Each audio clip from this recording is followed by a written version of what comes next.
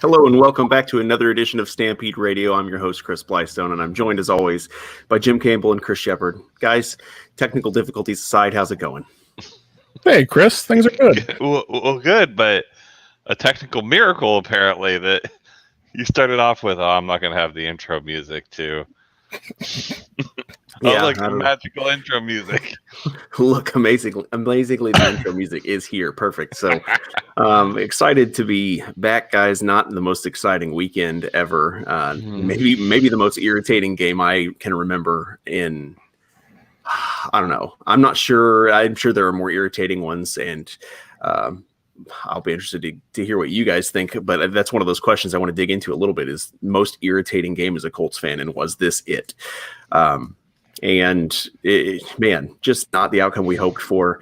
A game that, since the last time we recorded, actually significantly things changed. Obviously, we didn't know that we were going to be out both starting tackles. Obviously, that impacted the game significantly, but we're going to talk about winners and losers from this game. Hint, a little bit of a preview. There's quite a few losers. There were a lot of things to be upset about. There were probably not as many things to be upset about as many Colts fans were upset about, though. So, what was your guys' reaction, Jim? What was your reaction mid and post game here? Take us on the roller coaster ride of your emotions in this particular outing. They were all over the place. The first half of the game, I mostly listened to. We were just kind of out driving around and whatnot, got out of the house for my wife's birthday. Oh, good. So you missed the good part. Yeah, well, I mean, I listened to it, and, when I had the moment to watch it on the NFL app and was pretty much enjoying my day, I was like, hey, it's a beautiful day in Central Florida. We're walking around outside, having a good time. Jonathan Taylor's just running all over the place like some kid unchecked at a mall. Like it was wonderful. And then I got home, settled in, thinking the rest of the day is going to be pretty good. And then the second half of football started, and that changed drastically. It's probably one of the most frustrating football games I've ever watched in my life. Well, and I am sure that I'm going to get credited with at least partial credit for causing this.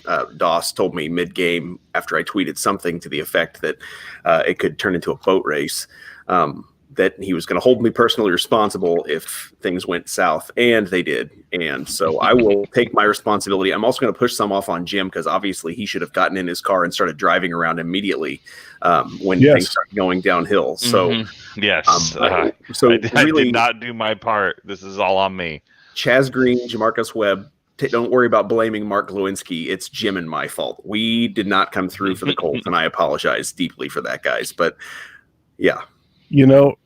I'll take some responsibility too, because I have this weird thing where I don't wear any Colts gear during the Colts game, because every time I do, they lose. But my girlfriend got me a new Colts hat for Christmas, and I thought, I'm just going to try this hat, and I'm going to see. And then, so I think we all three. Wow. It's a really cool hat, though. It's the one I wanted. I like it. Never again. Man, we really, really just kind of ruined that, didn't we? Actually, I woke up back when we played Green Bay and unwittingly put on a green shirt, and didn't realize till midday that I'm wearing green, and I was like, well, it's too late to change now. And then they win the game, and I'm like, all right, this is now my favorite shirt. Maybe I thought about wearing it. Maybe I should have gotten it out and put this shirt on. I don't know. Basically, failure on all parts by Stampede Radio. We let the Colts down. Big screw up on our part. But really, this game and this loss changes a lot, because the Colts weren't really expecting to win this game at the beginning of the season. If you'd asked almost anybody what they thought, I mean, all of us probably penciled this game in as a loss when we saw the schedule. I know that I did. It was on my on my mind for sure as a loss. And then as the game got closer, obviously circumstances had changed. Pittsburgh was not playing well. The Colts have been playing really well. We definitely had lots of reason to think that the Colts would do exactly what they did in the first half, and that was play really well. But then you started to see Pittsburgh really kind of pushing the Colts into situations in the second half where they needed to pass the ball. And the Colts just didn't take as good an advantage of the mid-range and short passing game as they needed to beat the blitz that they were getting, or just not even really blitzing all the time, but just any kind of pass rush they were getting on the outside edges. And also, as I pointed out a couple of places on Twitter, Mark Glowinski had a bad game too. So you needed him to have a great game. You really needed all three guys on the inside to have a great game so that you could mitigate the issues coming on the outside edges. And if you have a great game for those three, at least there's a place for Phillip Rivers to step up most of the time. And in many cases, specifically like the sack fumble, there just weren't. So really frustrating game. I don't know if it was, I don't know. Tell me what you guys think, but for me, I think it would have been more frustrating. It would have been less frustrating had they been blown out. If the Steelers had just stomped them, I don't know that I would have been as frustrated as the way this game turned out, because you have this high moment of like, this is it. We've going to beat this team that we've struggled to beat so many times, and this is a serious contender in the playoffs that we're beating in a big game that matters, that gives us a chance, especially given what we find out later where the Titans lose to the Packers, that we have a chance to take control of the division. And we just don't do it. And so very frustrating. I don't know about you guys, but do you think, Shepard, would you have been more or less frustrated or the same losing this game if it had been a blowout? Yeah, I mean, if it would have been a blowout, like it would have been one of those things where it was disappointing. But right from the beginning of the game, you'd know, like, okay, we're going to lose this one. It's kind of like when you're, well, for me, it was like my early 20s, and like you're dating a girl and you guys break up, and you can't really hate her, and that makes it like 15 times worse. But if you break up with the girl and you legitimately hate her, it's like, who cares? Like it doesn't even matter. I hate that girl now. But if you can't hate her, it's worse. And this was a game that I loved in the very beginning, and everything flipped, and things weren't great. If it would have been a blowout, I wouldn't. I mean, it would have been a game that I would have thrown away, but it wouldn't have been nearly as hard to watch. It wouldn't have been as disappointing. I would have even taken a close game the whole time. If it was a slog and just a battle back and forth the whole time, and it came down to a last second, play on either side wins this game. Well, it happened. We actually put up a good effort, and that's how it fell that day. We can roll in and still beat any team. What I saw on display in the second half of this game, and even like minutes before that, I was messaging with somebody, and we were like, if this team's healthy, and I still believe this. I think if this team's healthy, they've got their stuff together, they can literally walk into any team house in the NFL and put them away. If they are actually putting it all together. And from coaching to all facets, all three phases of the game, it seemed like everything went to just utter crap, and with no real explanation.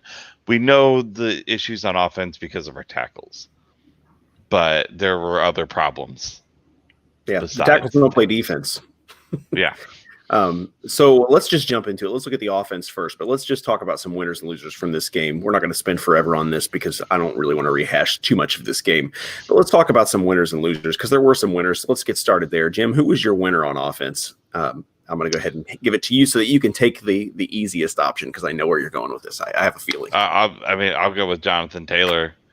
At least first half Jonathan Taylor that we got to see. I don't think the second half Jonathan Taylor is necessarily his fault. And I mean, he's just continuing to display what we have been talking about the past couple weeks.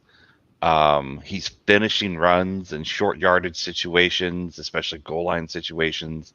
He's just dragging defensive tackles along with him in some cases, and is showing patience and vision. And in the chaos that ensued in the backfield all the time, on Sunday showed a lot of really good vision and patience for a pretty crappy situation for him and everybody behind that line that day. So yeah, I mean, sorry guys, easy one for me. But yeah, Jonathan Taylor. Yeah, I mean, and it's not even just what he's doing, but it's how he's doing it that's really been impressive. Mm-hmm. I mean, it's the way he's running, it's the yards after contact, it's running over guys and through them, it's being patient when he needs to be patient and explosive when he needs to be explosive. It's the fact that he has suddenly started getting yards where he's getting hit in the backfield, and he's just turning those into gains. All of those things just show such huge improvement, and really even. And I know that it was pointed out on the broadcast. I mean, he gets dinged for missing and causing a sack. He doesn't pick up the blitz the right way. Tony Romo talks about that. He needs to come from the other side. But ultimately, he's even doing good blitz pickup. He's been really good on the backstretch for a rookie, and it's just been really impressive to see him finding some success, being able to up his game as the season's gone on, where a lot of times you see rookies hit a wall. He's really continued to get better and better at just the right time. And the blitz pickup thing is one thing that's really interesting. And one of the things I don't know if I was vocal enough about, but I really was concerned about when we lost Mac, because he's actually really, really good at that. Also, he has saved some sacks in the past that were going to be pretty brutal. And it took him a while to learn that. He wasn't a very good blocker, at his rookie season, and it took him time to develop that skill. And it's hard for a running back to do that. Well, maybe not for Jonathan Taylor. He's a pretty stout dude. He can probably put up a pretty good block, as we've seen him do from time to time. But yeah, it was interesting to see that. And I wonder if part of that was maybe a bit of a miscue on his part on exactly what the play was, things like that. And he was maybe going. Well, it was a play action, so he went to sell his thing. He probably should have come off the play action and seen the fact that the guy was blitzing. But he was blitzing. He was executing what the called play was. What the called play was. Yeah, that's what I thought. Yeah. All right, Shepard, who's your winner? You're going to leave me with nothing. I'm going to have to just make one up. I mean, if I do have to pick a winner, that's what we're doing here. So if I have to pick a winner, it's T.Y. Hilton.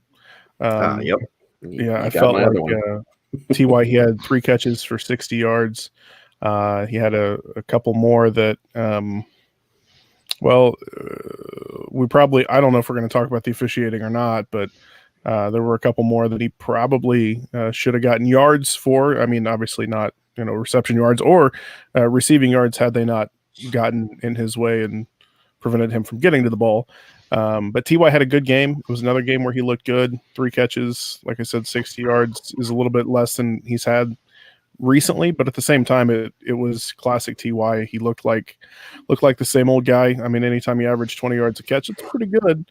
But yeah, it would have been nice to see him get 1 or 2 more. So,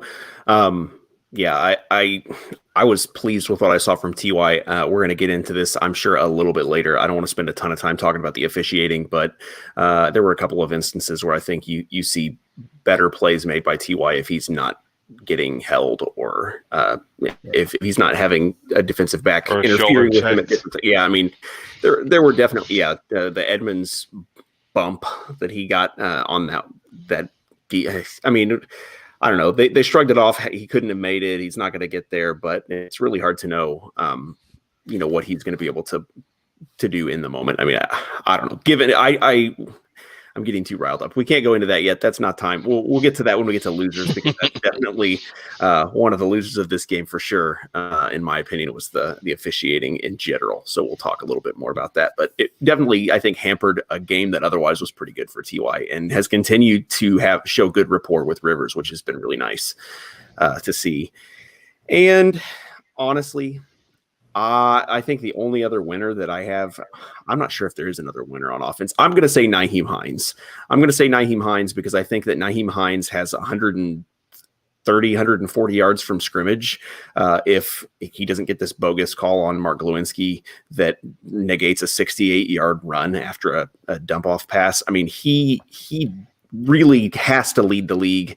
I don't know how many plays exactly, but I know for a fact there are 3, maybe 4 or 5 plays of 50 or more yards that Nyheim Hines has broken off that have been called back for penalties. And all of those penalties have been relatively subjective. I mean, whatever. I'm not going to, litigate every one of those penalties. Sometimes they're going to call, wimpy penalties, and that's how it is. But in this instance specifically, I don't think it was a penalty. I think it was pretty clear that it wasn't a penalty. I mean, it was right. Even according to, the stance of the rule book, it's not a penalty.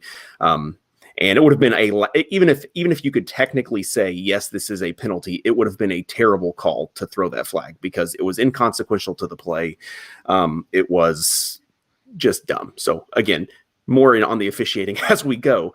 But if that play doesn't happen, we're talking about how great Nyheim Hines plays because he had I think he had something like 64 yards from scrimmage at the end of this game or something in that ballpark. And so he's going to finish with even more, tacking a 68-yard run to the end of that. He had a very good game if that is factored in, and that should be. I think he should get credit for that. I'm not going to take that away from him because of a bad call. He even had a pretty nice kick return that I think probably goes a little bit more if he doesn't run right into Kamoko Toure. But yeah, I mean, all around, pretty good game. I was pleased with his performance, and I think that honestly he probably deserves to be considered a winner in this. Yeah, and that's about all she wrote as far as winners on offense because it was not great beyond the first half. I would say the first half offense, there were some more winners than that. I mean, I think Phillip Rivers looked pretty sharp for the most part, especially early. But I'm not sure you can call him a winner when he can't quite go down and make it happen. He missed on some throws. Now he's getting lit up, but again, that's kind of where he lived for most of his career. He should be kind of used to having people in his grill all the time. That's basically what he did his entire time as a Charger. So he's gotten soft as he's moved to Indy and hasn't been touching him in a while. So it's simple for then. Jack Doyle had a pretty good game. Yeah. I don't think Jack Doyle had a bad game. In general, I think he made some pretty decent catches, had a couple first downs, and I remember one play in particular where he read the blitz fairly well and knew that he had to go and just like chip block and release. Yeah. And, a pretty crucial catch and stuff there. So, I mean, some good play from Jack Doyle too. So my hot take, and this is not a great take, but I actually don't think that Frank Reich had a terrible game. I'm not going to call him a winner, but I don't think he had a bad game. I think he's in a bad situation. I would have liked to see him run the ball a little bit more. And that was my initial feeling on first watch was Frank Reich sucked in the second half. He made bad calls. Yes. The Colts were put in a bad position because he got outcoached. And I'm not saying that that's totally wrong, but after second watch, I realized there was a lot of execution issues. There were things that were called that were probably not bad, but Phillip Rivers misfired on. I mean, he threw wide of Zach Pascal on an out route that could have been 6-8 yards. He misfired with shots to T.Y. Hilton deep a couple of times. You had plays where you get completely blown up because Mark Glowinski just had a nightmarish game.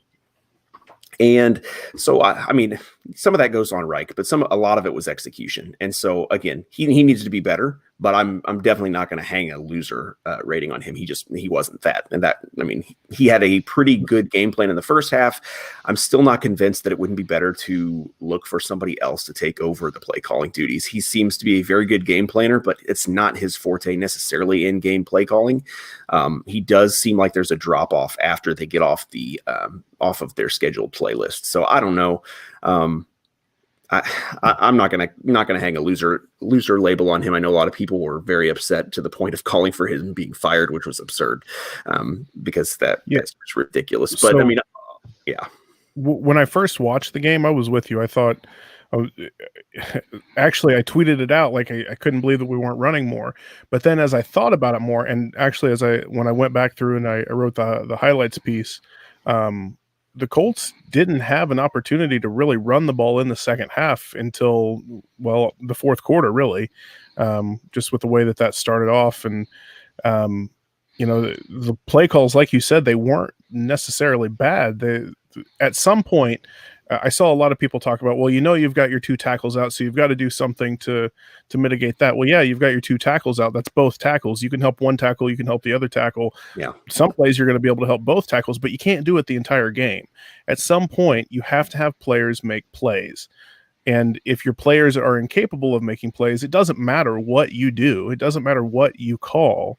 If your right guard is getting beaten like a redheaded stepchild by Steven Tuitt every single play, and both of your tackles, your 4th and 6th string tackles, can't block, then it doesn't matter what you call. So the running, were there opportunities to run in the 4th quarter when he didn't? Yeah, sure. The 3rd quarter, he gets a pass. There literally were no opportunities to run in the 3rd quarter. I don't think Frank Reich had that bad of a game.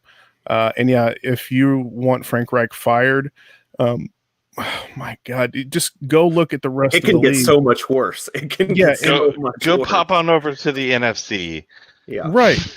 And just have literally anybody. Yeah. We might be able to hire Mike McCarthy. He might get fired. Yeah, the NFC East would love to send us any of their coaches. Yes. Frank Reich would make that trade any day of the week. I think that this is one of those games. My takeaway too was that if you have Paris Campbell in this game, he is a guy who could have impacted this game. You need one of those guys who can run quick slants and be an actual threat to really do damage as a blitz beater.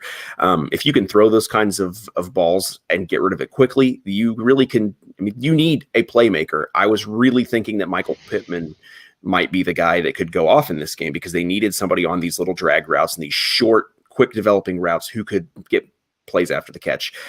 A lot of times that have been the tight ends in years past, but our tight ends they're not going to be able to do that. Jack Doyle is clearly slower than he has been in a long time, understandably with hip injuries and things like that. He's never been an explosive player, but he's even slower than he was. Still a good blocker, but he's not a guy getting open in space. And yeah, you just haven't seen guys, making plays on those. And I'm going to throw this up here because this is a good question. This is one that I've been wondering myself. Where has DeMichael Harris gone? We haven't seen him recently, and that he would have been a really excellent player to have gotten involved in there. They did do a little end around early with Ashton Doolin, and I thought that was actually a good play call. I mean, I don't know that he offers something that somebody like Michael Pittman or one of these bigger guys offers. One thing that I know for certain, and I'm not going to label him as a loser, but I would really rather not see any more of Trey Burton. I have seen enough of him. I don't need to see him anymore. I find him to be deeply disappointing as a player. He dropped what wasn't a good pass. It was behind him, but it hit him in the hands on what would have been a converting play late as they're driving to try to catch the Steelers after they have fallen behind, and he doesn't make the catch. He catches one real short out. I just don't see what he offers the Colts in any kind of way. So I don't know that he'll be back, but I haven't been impressed with him. But as far as losers on offense, I'm going to go first because I let you guys take the good one. So I'm going to take Mark Lewinsky because I've already hammered him several times anyway, and I'm going to give him that loser label. He was dreadful. I didn't notice him getting beat as much because in the game, the thing you noticed was the tackles. They were drawing your attention really, really clearly. And obviously they were bad. You're talking about a 4th, 5th. What do we get into the 6th string guys at this point? After you get Jamarcus Webb on the field there, you're into guys who really are no good. And they have no business being on an NFL field against one of the best pass rushes in the NFL and against Stephon Tuitt and against TJ Watt. Going to get abused. That was going to happen, but you needed your starting right guard to be passable, and he was dreadful. Now, Stephon Tuitt is a very good defensive lineman, and it is a tall task for him to hold up there, but it is very clearly underscoring that if he is supposed to carry his own weight, he's not going to do it. And you needed a better game from him. And several of those plays, now I know it was a bad call. We've said that, but if you don't have that call go against him, if you don't have him give up the sack on, I believe he gave up a sack almost in the red zone when the Colts were driving on their first drive of the second half. They're driving down. He gives up a sack in the red zone, and they end up having to go for settle for a field goal because he gives up a sack on 3rd and 3, where he just got blown up. I mean, just destroyed. And he doesn't do those things, and you're possibly talking about a 14-point swing. And so that's tough. I mean, he had a tall task, so it's hard to kill him too much. He's beside a guy who's way out of his depth he's going one-on-one against a very good defender, and he's trying to make up for a guy who's also going up against a very good defender, and he knows he's not getting any help. And you've got Ryan Kelly, who's tasked with helping out Quentin Nelson, who last year got absolutely rolled by Cam Hayward. He had a really, really rough game, his worst game maybe of his career against Cam Hayward last year with the Steelers. What's that? Yeah, not this year. He played really, really well. Yeah. Great game from Nelson. But, I mean, Glowinski, normally he's the worst pass blocking offensive lineman we have. And we needed him to not be that this week, and he was. He wasn't the worst pass blocking offensive lineman we had, unfortunately. But he played consistent to who he is. And, maybe it's unfair to expect more than that from a guy, to expect more than what and who he is, but we needed him to this week. We were down 2 tackles, and he played about like we would expect him to play, and it definitely hurt the team. Yeah, it was frustrating, and nothing you can do about it. Again, this is a different game if you have Anthony Costanzo. It's a different game if you have Braden Smith. I don't think that they even come close, honestly, with those two guys. I think what happens is that the Colts just steamroll them right into the half and then grind that game out pretty easily, because honestly, all of the problems were because of pressure. They were because Philip Rivers was getting disrupted. The bad throws, I mean, the interception was as a result of pressure, and also as a result of pressing because you're behind.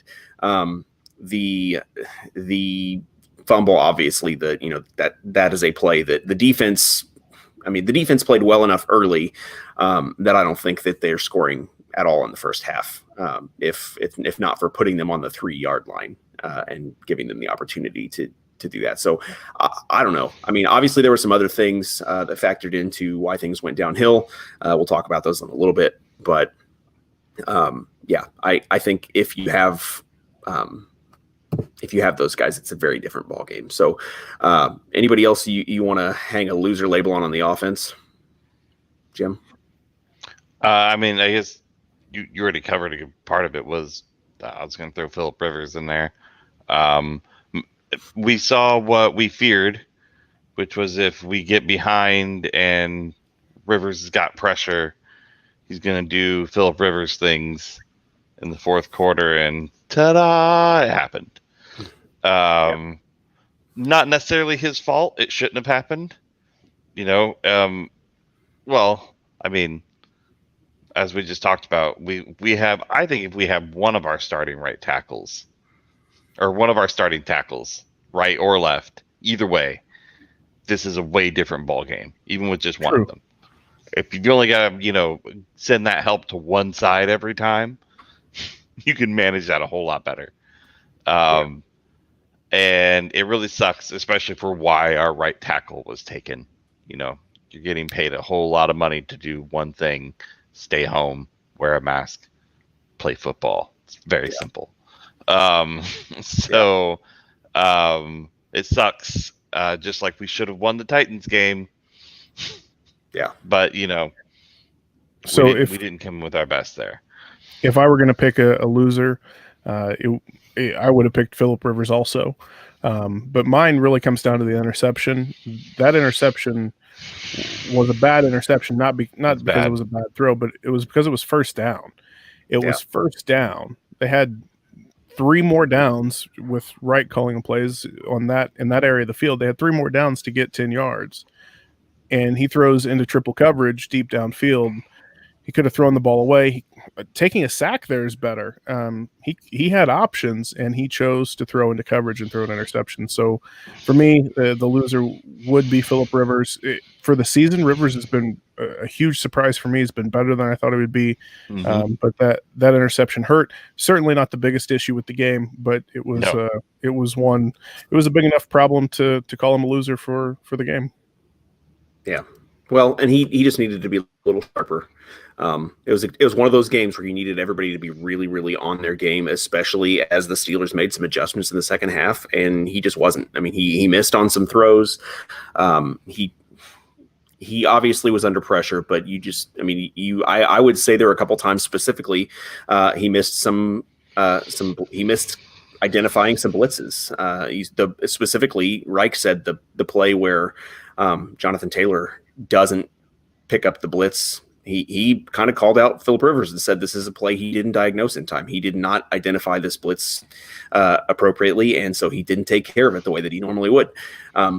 Which, props to the Steelers. They disguised some of that well, and they played well on defense, but he didn't do some of those things that he's done well all year long, and you needed really to be perfect from everybody to make that happen. Because this was still, they played lousy, and they had not been good over the past few weeks, but this is still a Steelers team that won a lot of games, and they're a playoff team, and they have a good head coach and a lot of veterans, and they got a lot of talent. The Colts should have absolutely won the game, but it's also kind of understandable to see why a team like the Steelers would be able to hang around and have it in them to come back and make plays they need to make. So I don't think the Colts took them lightly, but obviously they just didn't have the kind of execution from some of their top guys they needed to. So I think it's fair to label Rivers that way.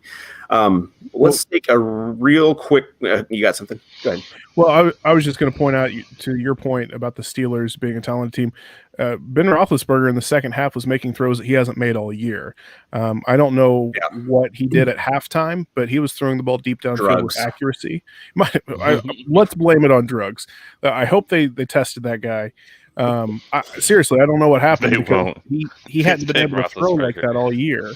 And he comes out after halftime and, he's throwing darts accurately deep downfield. Before he'd been able to hit some of those throws, but it wasn't with any kind of accuracy, with any kind of consistency. So, it's not really a surprise that they could come back. I wish they wouldn't have, but, with Roethlisberger playing the way he played in the second half, the Steelers are a good team. Yeah. All right, guys, we're going to take a real quick break, and when we come back, we're going to talk some losers on defense, and then we're going to get into some playoff conversations. So we'll be right back. All right, and now we're going to jump into defensive winners. Jim, who do you pick on this defense? This is a little harder to find winners even on this side than on the offense. So they may dry up pretty quickly, so I'll give you a first dibs here if you have to pick one. Wow. Yeah. I guess maybe Kari Willis had some pretty good plays, especially that goal line stance. Yeah, he stopped Ebron in the end zone. Yeah, I wish if he would have caught that ball, he probably stops points though. That would have. Yeah, that's the thing. Like he could have helped put the game away with an interception there. So yeah, I'm going to go with Kari Willis. I think he had a sack. He had one of the two Colts QB hits in the game, which is a depressing statistic. But yeah, he was one of the two, and well, it didn't come from the defensive line. Yeah. But we'll talk about that later. Grover Stewart was the only other guy to get a QB hit. But I would definitely agree. Kari Willis. I think he was having a really good game. I actually think he's a big reason why this game got out of control because honestly, so he goes out on a special teams play, big hit, leaves the game. The very next play is the sideline throw to Deontay Johnson, and Tavon Austin misses in coverage. He's not where he needs to be. He's not covering nearly deep enough. I don't think that play happens at least that way if you have Kari Willis over there. I'm not saying he definitely stops that play, but he's played great all year long, and he hadn't done anything this game to give you the idea he was going to blow coverage there. The only reason they threw that ball with him. Yeah, the only reason they threw that ball was because he wasn't in. He went out. It's a story as old as time. Every time a cornerback got hurt when Peyton Manning was playing him, Peyton went right at his backup every single time because that's what you do. You test that guy to stat. The Steelers would not have thrown that pass had Kari Willis been in there. Now, if they would have thrown the pass and Willis would have been in there, I'm not saying that he would have played it any better or any different, but the Steelers tested the backup safety because he was the new guy in there, and their test paid off. It worked out for him. Yeah. And no, I mean, it was a great play by Deontay Johnson. He had a dive to catch it, so it wasn't like it was a perfect ball. So not to take anything away from him, but it obviously wasn't good coverage from the safety. You're not getting the help that you need, and obviously plenty of blame for Rocky Sin not being where he needed to be in coverage there as well. But yeah, I mean, definitely the only guy that comes to mind, obviously, as a winner. I don't know that you can really label any other defensive players as a clear winner. Well, I would say there were good things that some of them did. Grover Stewart, I mean, did look okay. Kenny Moore had some good plays, but I don't know. I mean, I'm not sure. I don't know that it was a particularly good Darius Leonard game. I think he struggled a little bit in coverage, and I don't think that you got great play from any of the linebackers, to be perfectly honest. There were some plays hit and miss here and there. And in the first half, obviously, they did really well at clogging running lanes and making things difficult. But I think a lot of those things were reasonably good play for the Colts and bad play for the Steelers. And I'm not sure how much credit you give the Colts defense for that. So I don't know. Do you have somebody else you think you'd slot in there? I'm not really sure. So I don't have a specific individual. But I mean, the front seven, the rush defense was excellent. Even though the Steelers aren't a great run blocking team, they're still an NFL football team, and we haven't always seen the Colts allow 20 yards on 14 carries against bad rushing teams. So 14 carries for 20 yards against anyone in the NFL, let alone a team with 11 wins.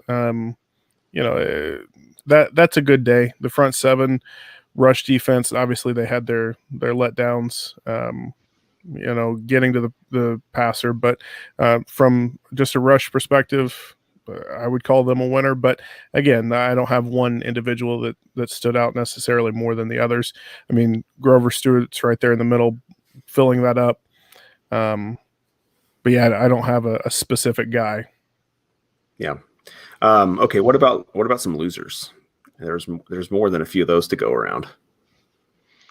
Can I just go ahead and throw the whole defensive line in there? Yeah, I mean, you can. Shepard just made a case for them on run defense, but I would say on run defense. But yeah, but I mean, I'm sorry, there was no pressure. Well, I guess I'll give us then our pass defense if we want to split hairs like that. Yeah. There was no pressure, just negative pressure, which has been a problem all year. But it's been a problem. But man, like it was just and maybe it was just more obvious because of how the game was just collapsing in slow motion in front of us, and it was just painfully obvious how we just could not get to Ben in any way, shape, or form. So tell me what you think about this, because I have a theory, and I think honestly that part of this issue is I don't think DeForest Buckner is back fully. I think he's still dealing with ankle issues. He has definitely not been like as dominant. I mean, obviously he had the really good game against a bad offensive line, but I wonder if he is just struggling to make an impact. And when he's not making an impact, we know what a difference that is. So even though he's on the field, and it's not that he looked bad, he was not disruptive. Again, very good offensive line. It's not like the Steelers have this terrible offensive line, especially in the middle. But I don't know. I mean, but the double teams were working. So yeah. I think part of what the pass rush issue was that up until this point, I mean, we heard about it leading up to the game. If you watched anything or listened to anything, Roethlisberger was the ball faster than anybody, in under 2 seconds, or under 2.09 seconds, whatever it was. He was getting rid of the ball faster than anybody else in the NFL. So I think part of it was probably in the game plan, in what the Colts set out to do, because if you're getting rid of the ball that fast, you're not going to get to him. So you're going to adjust the way that you rush. You're not going to rush in the same ways you would as a quarterback who's dropping back. We saw the same thing with, we saw them change the way they rush with, who was it? Man, this makes for a really terrible story on a podcast, because I can't remember what game it was, but they did a better job of rushing wide outside and then keeping the defensive tackles in the middle. So we know that they changed the way that they rush based on their opponent. So if they counted on Ben Roethlisberger to get rid of the ball fast and they started getting rid of the ball, he started taking more time in the pocket, throwing deeper, and they didn't adjust, that could have been what it was too. Again, I haven't studied the All-22. I don't know that to be sure, but that is another possible scenario. Also, there was just nobody beating blocks. So, I mean, that is part of it too. But that is one possible explanation for why we saw nothing all game. You would think at some point they would have schemed something open, and I think maybe they just didn't react to it fast enough and make those changes up front. Yeah. Well, which is the exact opposite of what we're used to seeing. Right. We're used to seeing those adjustments made in the second half, and then. Yeah, it was very odd. It was a very weird game because it's sort of the reverse of what we've been used to all season long. Rough defensive starts and really stout second halves. And I think I know which I prefer because it was not fun to watch a complete meltdown. I mean, and let's be honest. I mean, the Colts had no business losing that game. And a lot of I don't understand, I guess, because we talked already that, about what we think about Frank Reich's game, but we got a lot of people who were really mad at Frank Reich. But ultimately, with 2 tackles down, you score 24 points. That should be enough. I mean, obviously, you'd love to score more than that. But against this team and the way that their offense has played over the past few weeks, that should have been enough. Your defense needs to be able to go out there and hold them below that, or at least give you a shot. No turnovers.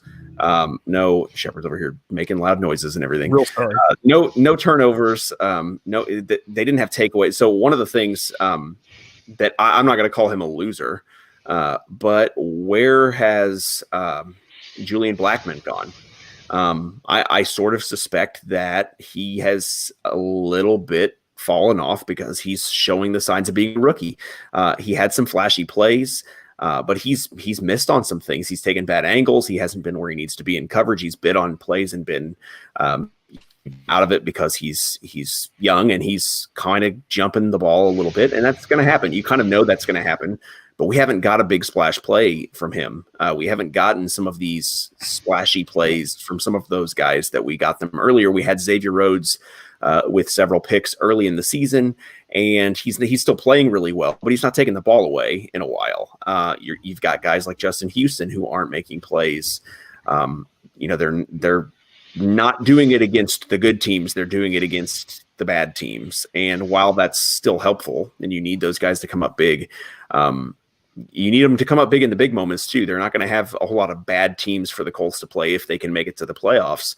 So they're going to need to really bring it. And I think they just didn't really have, I don't know. I think they just didn't really have any answers as far as individual performances. Nobody who really just stuck out and kind of put the team on their back. Somebody has done that every week on defense. It's been Darius Leonard for a few weeks, and there just really wasn't anybody to step in and take care of it. Kenny Moore a couple times as well. None of their big name players had any significant impact play that was memorable, at least that I can remember. Couple real close interceptions and tips and stuff like that. But nothing, like I said, other than, a couple of the plays like Kari Willis's pass defense in the end zone and stuff like that were pretty big plays, but there were not enough of them. The turnover differential, I mean, the pure lack of turnovers. Yeah. Was a big problem too. Well, so this is depressing me. So let's move on instead of talking about winners and losers anymore. Unless you guys have anybody you really want to kick around, I have one thing I want to get to real quick. Okay, go for it. So I can't stop thinking about it since I saw it. But James Savage asked us, "What's going on with Blystone's house? Is it on a 45-degree angle?" I think that he's implying that you might have some foundation issues. I don't know. No, it is on a 45-degree angle. It's actually how I prefer to live my life. Okay. Actually, he asked me if it was on a 45-degree angel, and that he did. I knew what he meant. It's flying, and it's very difficult to keep these things flat. And I thank you for pointing it out. You've embarrassed me, and thanks so much for that. I'm very self-conscious about my 45-degree angel, and I don't like to talk about it. So I really appreciate you calling attention to it. So let's get into some actual playoff scenarios here, because they're super fun at this point when the Colts have now lost their ability to control their destiny. They're in the driver's seat for the first half with several of things going the way that they needed to for them, and they just kind of screwed it up. So where they are now, basically they're eliminated if they lose. They're eliminated if they tie with a Tennessee win or a tie, plus a Baltimore win or tie and a Cleveland win or tie. So they need somebody to lose in there, and they need to win. And they're also eliminated if Tennessee, Miami, Baltimore, and Cleveland all win, they are eliminated, even if they win. So those are not great options. What are their options that they have left? And this is actually, let's see, we saw it in here. Apart from, let's see. Yeah, we'll throw this up here. We've got most likely path to the playoffs. Who do you guys think is most likely the one that screws up and lets the Colts get in, if in fact you think that somebody does at all? I mean, if I had to guess, I think even though Roethlisberger isn't playing, I think the Browns are still pretty likely. I mean, you could say Miami and Buffalo. That's a possibility too. But the Steelers, even though they're playing Mason Rudolph at quarterback, last time Mason Rudolph played a Browns team that had Myles Garrett, things didn't go great for him. Yeah. But even though he's starting, it's still a divisional game. That game's going to end up close. And if one thing leads to another, you never know how that's going to go. Baker Mayfield, turn the ball over, do something horrible, try to throw to his left, which he can't seem to do. And, however it happens, that's one I could see the Browns losing in a game that they shouldn't lose. But it's very possible that they will. And, all those guys are going to want to rally around Mason Rudolph because, of what happened, because they're playing the Browns again. So, I'm really hopeful that the Browns go out and they lay an egg, they lose one, and I'm also hopeful for the Dolphins losing too. But we'll see what happens. I like the idea that Baker Mayfield is the Zoolander of the NFL world. It's funny, but if you watch his tape, he struggles to throw the ball to his left. I don't know if it's a peripheral vision issue. He can't throw beyond 5 yards with accuracy to his left. He can throw to his right just fine. It as many yards as you want. He's got a huge arm, but throwing to his left, he has struggled his entire career. Yeah, he is the Zoolander of NFL quarterbacks.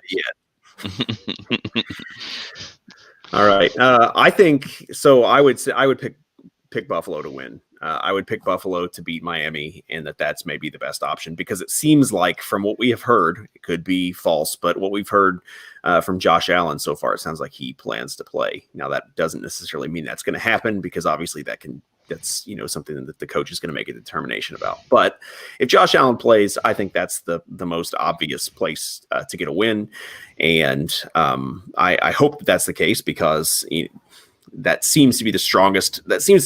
Most likely possibility. The other game that I'd watch really carefully, I think the Titans could definitely lose. I don't think that they necessarily will, but as a divisional game, and with Deshaun Watson, it's always a possibility. They have no pass rush. He's going to have tons of time.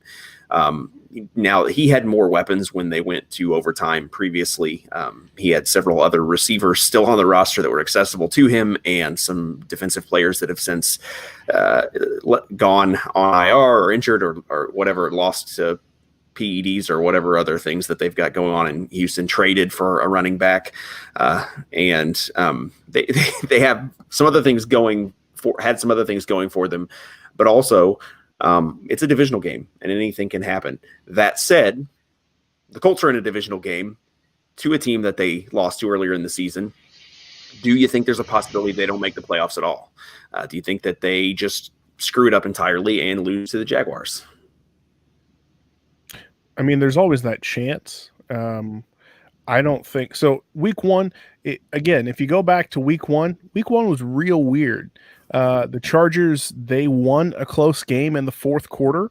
That hasn't happened since then. There were a lot of strange things that happened week one. The Colts lost to the Jaguars. In hindsight, it looks real strange. So I don't put a lot of stock in week one.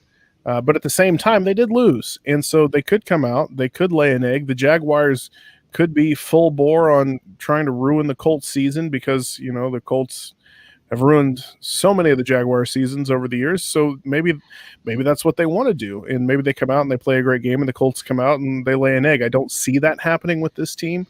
I think this team is going to be ultra focused and ultra motivated to get a win because these guys, they've won 10 games. They want to go to the playoffs. But even still, even if they win, it's still possible they don't go to the playoffs. And if they don't go at 11, if they win 11 games and they don't go to the playoffs, I want them to go to the playoffs, but at the same time, I'm not really going to be upset. That's just horrible luck. It's the worst luck in the world. Like nobody, so there's never been 7 teams in the playoffs, right? But nobody in the history of the NFL with 7 teams in the playoffs has gone 11-5 and not made the playoffs. I think the Patriots were the only team to go 11-5 and not make it. And, there was one fewer team in the playoffs that year. So it would just be incredibly bad luck. I wouldn't be upset about it. The Colts would have a better draft pick. Obviously, I would like to see them get in because, like you said earlier, Jim, if they're playing as well as they can on both sides of the ball, I don't know that there's anybody that can consistently beat them. Yeah. Yep. Jumping out of these morbid questions here, jumping out of out of playoffs, because apparently those are the questions people are already counting us out of the playoffs here in the comments. So let's look at this one here. We've got missing the playoffs, sitting currently at 18. Where do you think the Colts go in the draft? Do they move to get a quarterback in the early teens, or keep Phil and beef up the team? So I'm interested to hear what you guys think on this one. Jim, what do you think in terms of this situation? Do you think they address quarterback first, or do you have another position you think they go for? I personally don't think they will address the quarterback first because I think we've got bigger problems.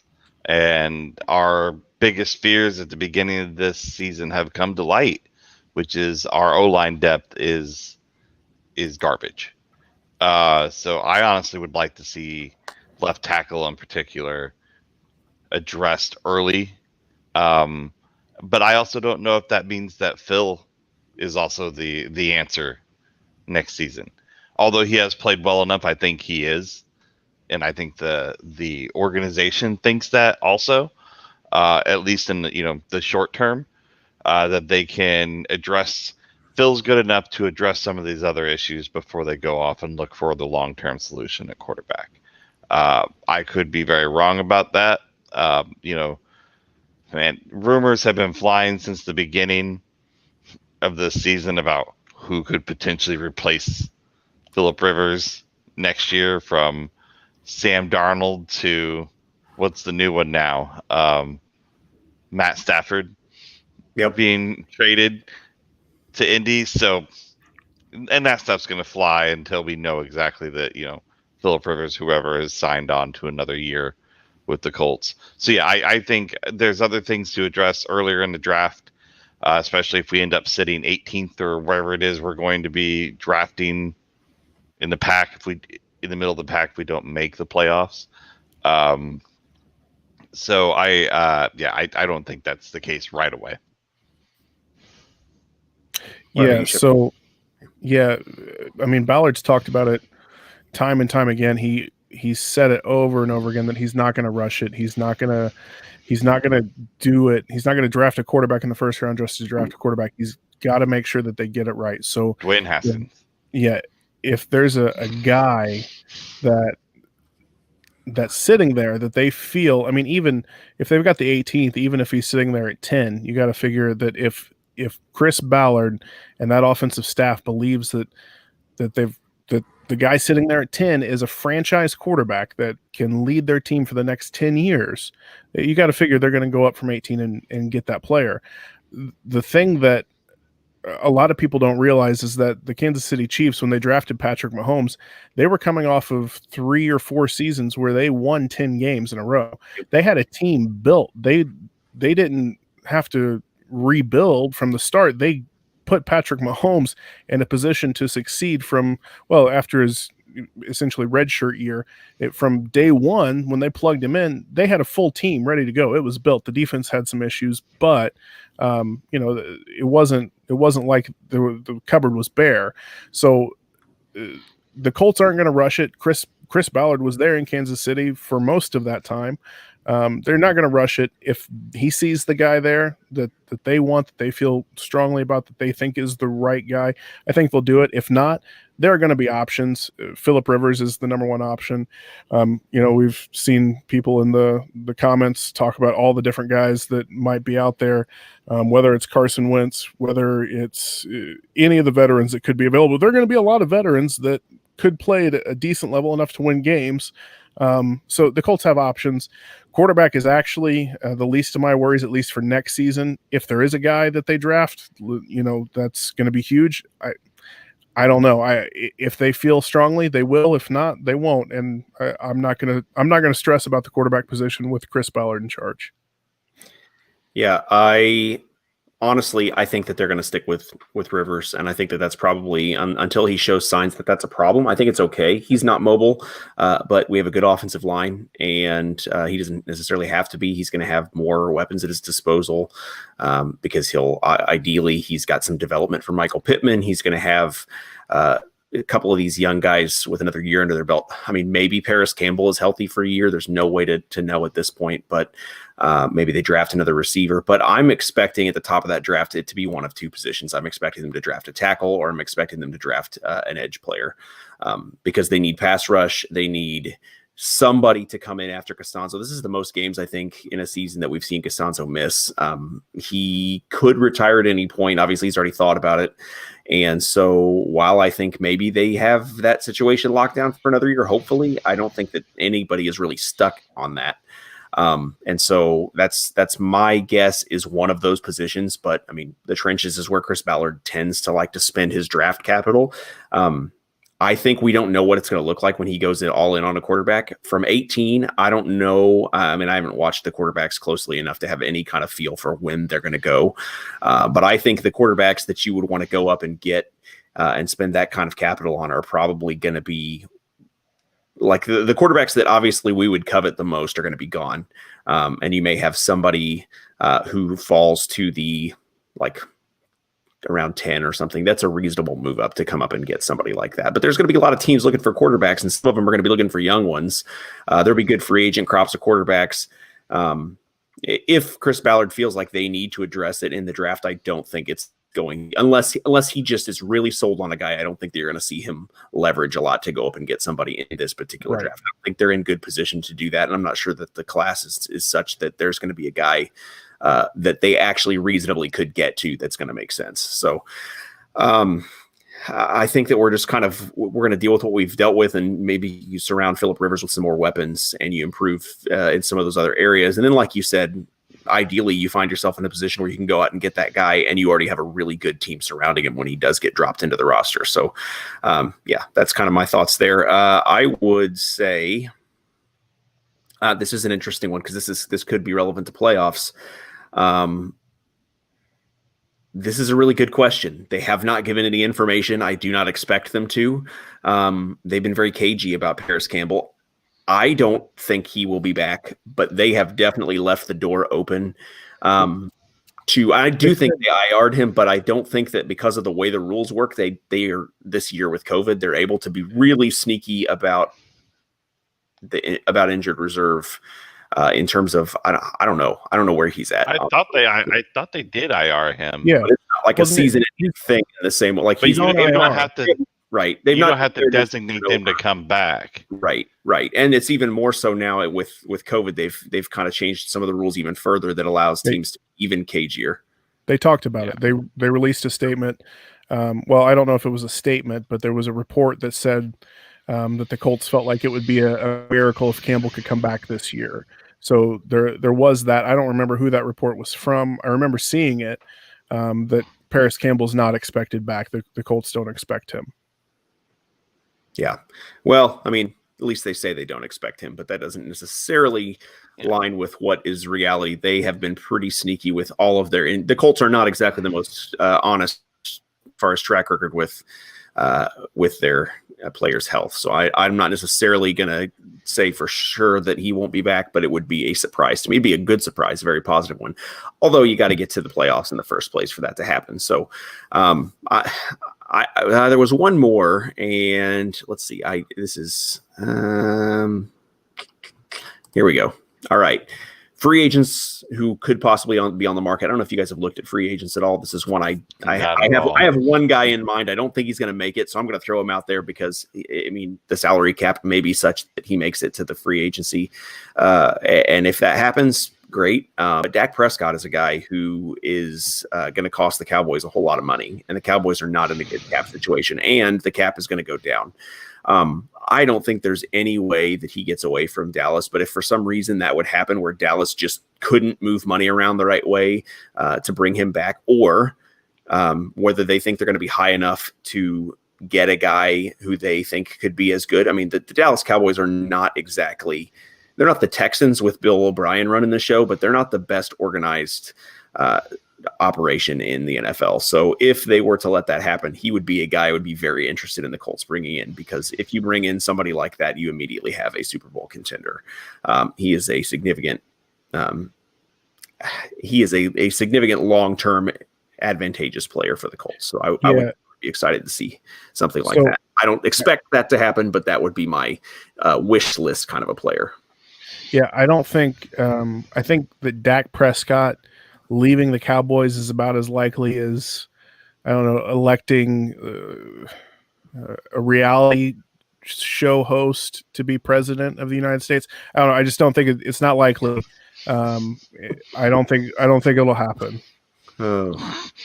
Say never, buddy. It could. Yeah. I don't know. Like the pre-agent QB talk, as we've already said, it's been going around all year, about, you know, a carousel of QBs coming to Indy, and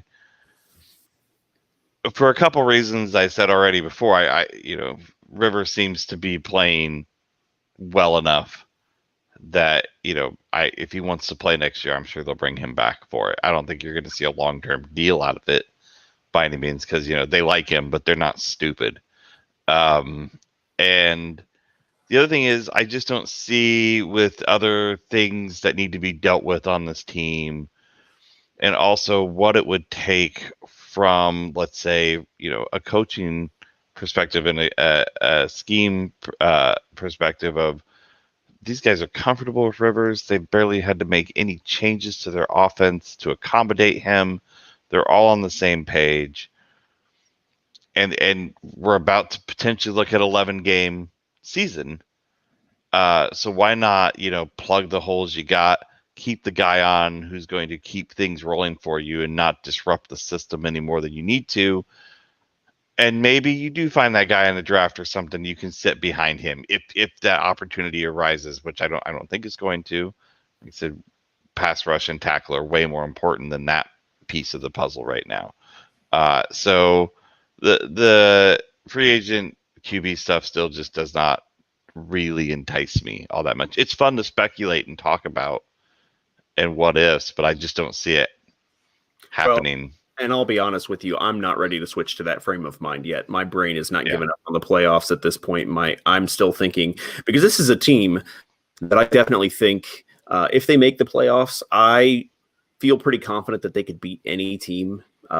They could win any game. I also feel pretty confident they could go out and lay an egg and lose to almost anybody who's going to be in the playoffs as well. Yep. But they are one of those teams that at their best, I'm not sure there's anybody as well-rounded as they are. They just haven't been consistent. Now, there's no reason for us to believe they're suddenly going to become that. They haven't really given us They just haven't really given us anything to prove that that's the case.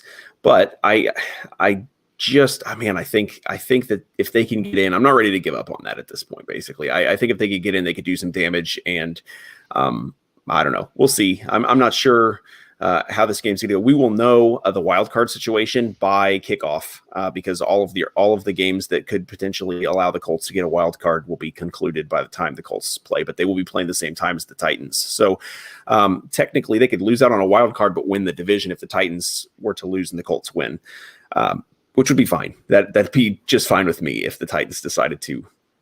And I think there are actually even a few ways, I'm not sure if all of them, where the Titans can technically end up getting bounced from the playoffs entirely, which would just be kind of fantastic. But I'm not ready to switch to draft mode yet. I won't be, even if the Colts don't make the playoffs. My brain is not going to be ready to make that switch over. It's not that I don't enjoy that and enjoy the possibility. And it's actually, really Ballard's strongest part of his contribution to the Colts is that he drafts well. He brings in good guys. He develops players.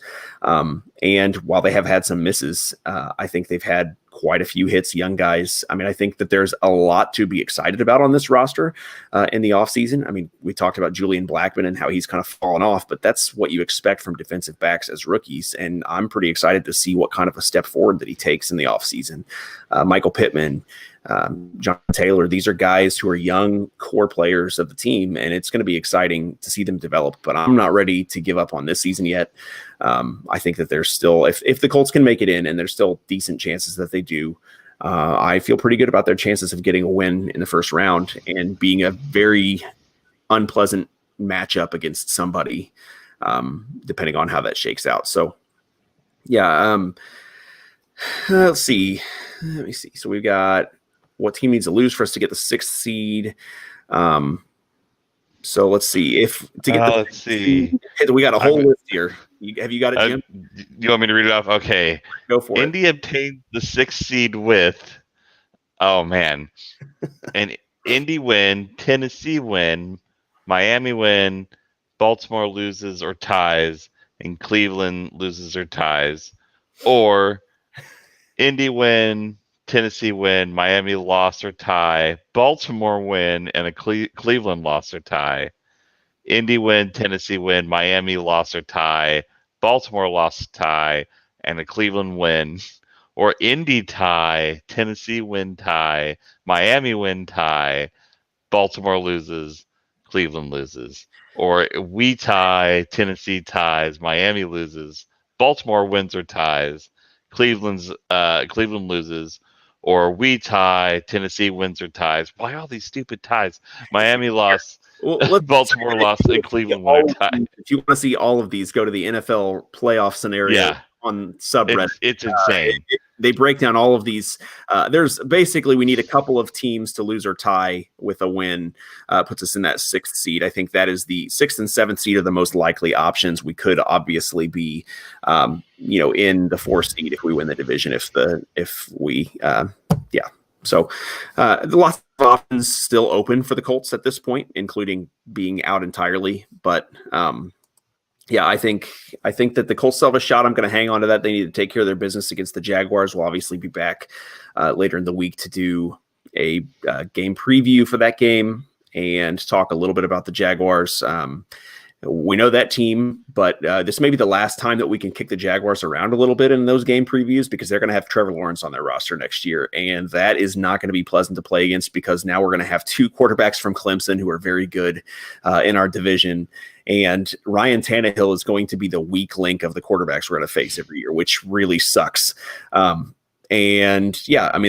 Colts may be in for a rough stretch. The only thing that maybe is beneficial is if with this kind of competition, it almost might not matter how good our roster is. We might get a decent pick because we may have to play a really tough division over the next few years and maybe not get stuck in total quarterback purgatory. We'll see. It's hard, but I mean, the Texans are run by a failed minister, I think. The Jaguars, the Jaguars are still the Jaguars. The Titans offense didn't explode until they got Arthur Smith as offensive coordinator. And guess what? There are teams already asking about whether or not Arthur Smith will be available for interviews to be a head coach. So, and yes, regardless of how good he's been, that dude can't last forever. No, he can't. He's a running back, and his style is not conducive to being a monster for that much longer. So the Colts are probably done with that reign of terror soon. So even though there are going to be a lot of good quarterbacks in the AFC South, a good quarterback, especially a good quarterback on his first contract, is not enough to make up for a terrible franchise. The Jags are going to jag, guys. I don't care who the quarterback is. All right. Well, guys, we'll be back with our game preview. Jump on and give us a rating and review if wherever it is that you're checking out this podcast. If it's on YouTube, subscribe, like this video, and go check us out on Stampede Blue. We've got stuff going up there all the time. You can also check us out on Twitter, at Chris Blystone, at NFL Scheme, and at Jim Campbell 81, and heckle us there. Except for James, who I'm blocking for bringing up my 45-degree angel. And we'll be putting up content all the time at Stampede Blue. We'll be back next, probably dropping Friday morning. We'll have our podcast previewing this last game of the regular season, and hopefully not the last game of this 2020 season for the Colts. But if it is, we'll have all kinds of other stuff for you at that point. But until then, guys, that's all we got for you. We're going to catch you all later, and that's all I got. Jim, 5 snaps. Hashtag 5 snaps. Thanks for hanging out. Later, guys. Bye. Bye.